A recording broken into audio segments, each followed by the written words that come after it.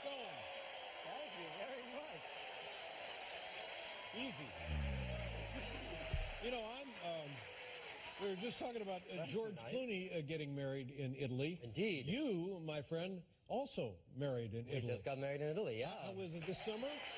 Yeah, this summer. Tell me all about it.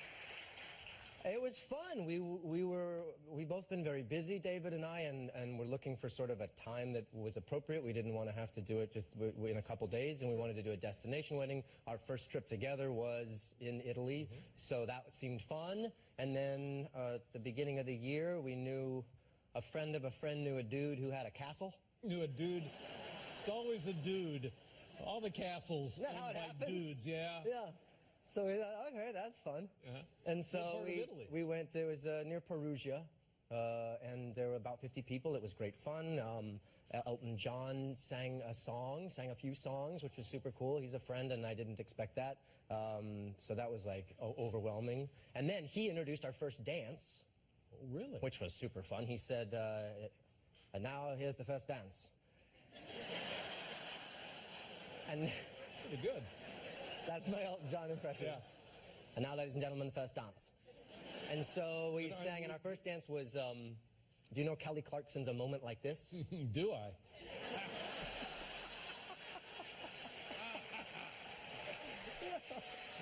Yeah.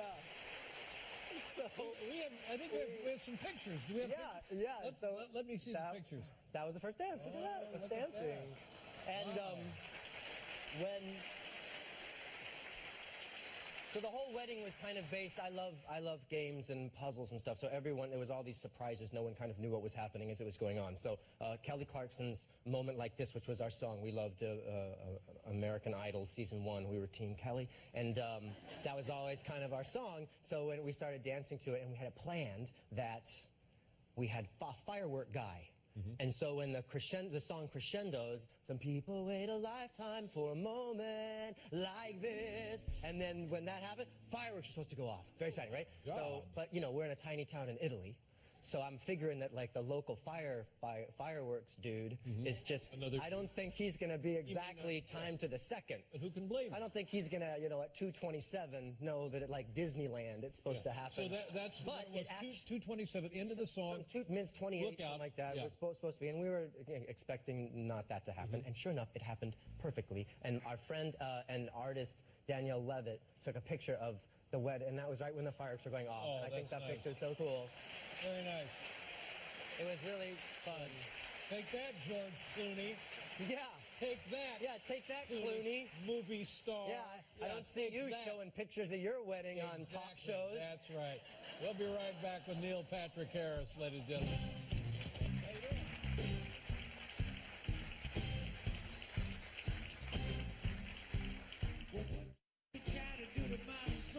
Look out now. Neil Patrick Harris. Thank you. Won a Tony Award. Hedwig and the Angry Inch. I did. Yeah, good. I won a Tony. Thank you. That was fun. I saw a thing in the newspaper during the run that you spit water on somebody in the audience, and I thought, well, so what? That's what the guy does. That's the character, right? Yeah, she was crazy. I licked glasses, made out with people, licked the floor, spat on people, a lot of dry humping, some motorboating. Wait a minute. Dry? Really? There was a fair amount of dry humping in the show, yeah. Did the Tony people know about that? That's how I got the award, Dave. Yeah, I guess so.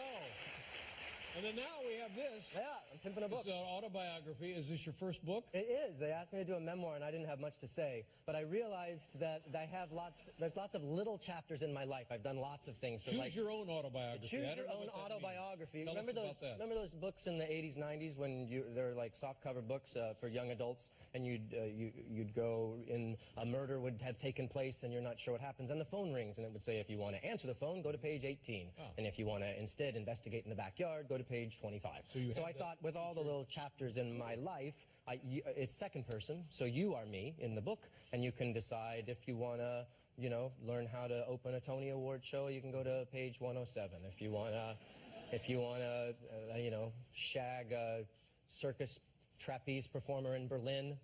Go to page 85. If you want to doc... Wait a minute, you're the... Stop right there. It happened.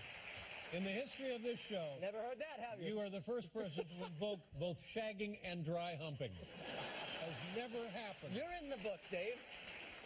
I'm honored. I wrote a whole page about Dave Letterman in the book. I said I've done his show 10 times. I love David Letterman. He's like a father figure to me. Only a sexy father. Whoa. So suave, so rakishly handsome, and a generous kisser, a generous lover.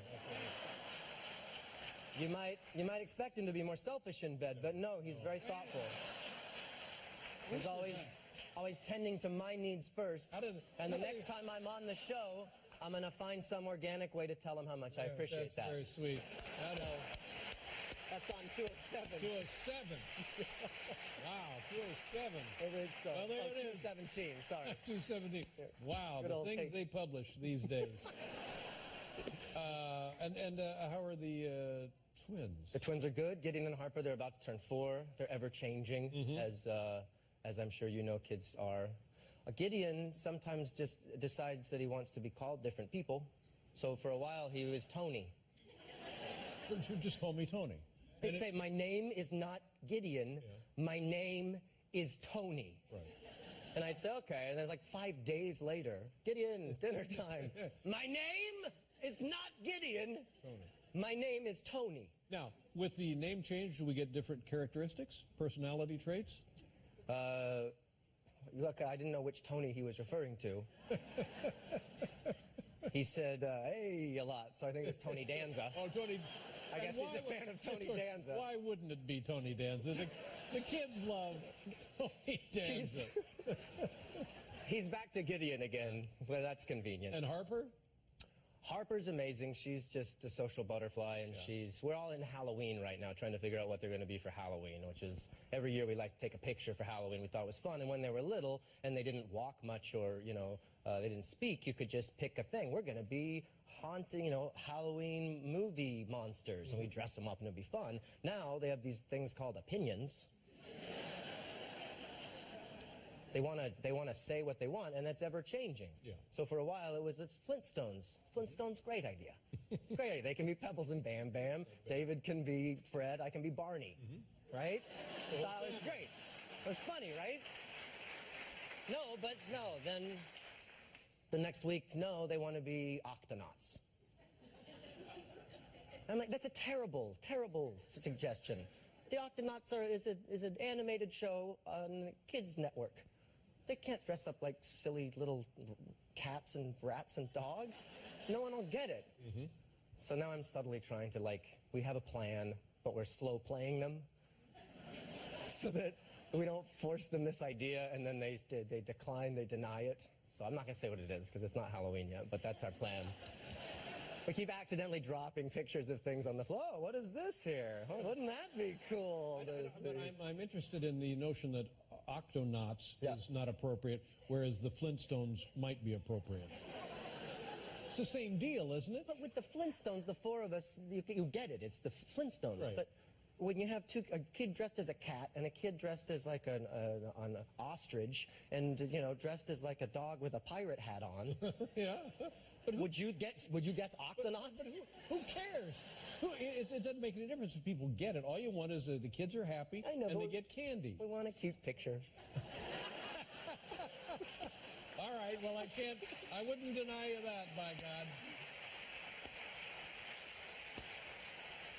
Oh, this movie, Gone Girl. Oh, did you see it? Oh, yes, yes. It's spooky. And I'm telling you, I was reluctant because I didn't read the book. Oh, cool. And I thought, ooh, this is going to make me so sad, but it's beyond sad. It's just weird and delightful and creepy in all the right ways. In all the right ways. It's David Fincher kind of at his best. Ben Affleck is this guy who wakes up, starts his day, and his wife is kind of gone, and you're not sure why, and all of a sudden she's vanished, and now he might be a suspect, and it sort of follows her point of view and his point of view, and it gets very dark and twisted, and But it's now like here's almost like what happened to me.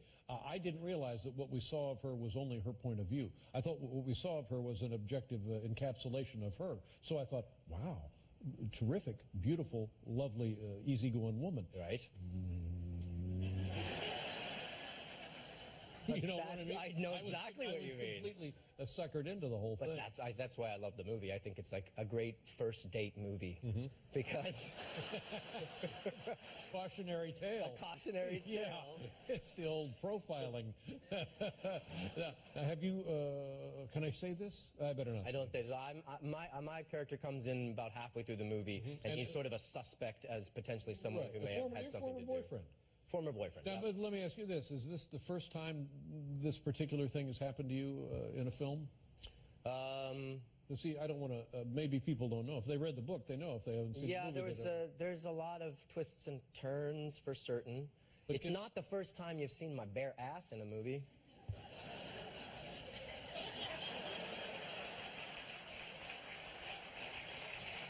There's a sex scene.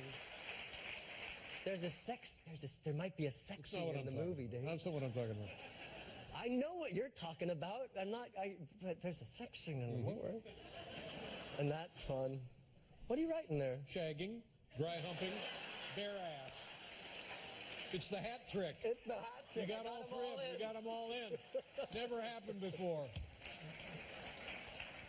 Let's take a look at a clip here. This is going to be enormous. The book was a huge bestseller, right? Millions of copies, yeah. Gillian Flynn wrote the book, and she also wrote the screenplay. It's a great movie. I'm very nice. And, proud to be a part of it. Yeah, well, you should be. It's a lovely piece of work. Now, tell us what we're going to see here. I hope to God it's your bare ass. Nice. Are you like me, folks? Are you? I love that. I love that you just said that. That's like the highlight of my life. All right. This clip, this is when Ben Affleck's character Nick comes to meet me for the first time, trying to track his wife down, and I'm a little bit Norman Batesy. All right. Here we go. Take a look. Gone Girl. Well, I hope you don't mind me coming by. I got your address from this letter that you wrote my wife. Amy and I believe in the lost art of letter writing. I always wondered why you kept in touch after everything. You were together for 2 years in boarding school, right? She was my first serious girlfriend. Well, why did you break up? That's a strange question. Did you treat her bad? Did you cheat on her? That's a rude question. Let me tell you what Amy told me. She dumped you. You completely unraveled. You stalked her, you threatened her, and you attempted suicide in her bed and were institutionalized. Your wife is missing, and you came all this way to tell me this? Well, I thought there might be another side to this story. Mr. Collins.